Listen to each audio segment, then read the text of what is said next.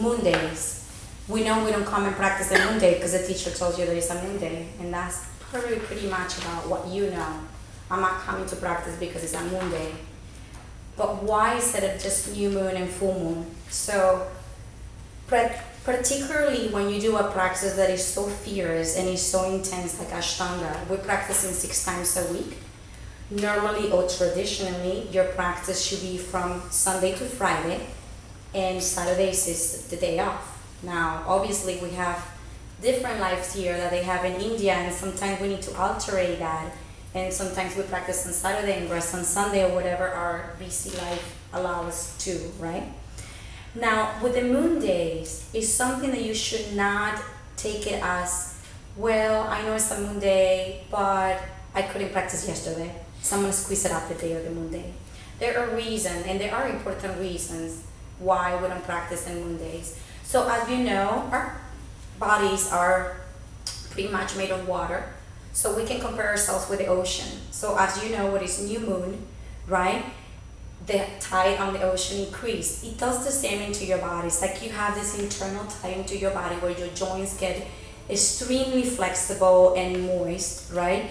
Your energy is a little bit higher than usual, right? So it's not the right energy to practice the Ashtanga Yoga. I don't want to talk about any other style of yoga because the energy and the frequency will be different, but definitely not right for Ashtanga Yoga. It can lead in injuries because sometimes you feel so open, more open than usual. Also, you're maybe more pushy than you will be in a normal day of your practice. So full moons are the day where you feel extremely open and extremely energized, too much for the practice. Now new moon, it does the opposite. New moon is the low tide, so your joints get extremely dry, you're kind of lacking energy, you feel like ugh. So the 2 days, that's even the worst to practice because again, you're stiff, you're lacking of awareness as well. It's one of those days that you're just not yourself. So you come to practice, you say, I'm going to take a guided class because they don't have Mysore. And then again, if you have a little bit of problem with a knee or something, you can injure yourself as well. So the point is that the practice is so intense that you should allow yourself not to practice. That makes sense?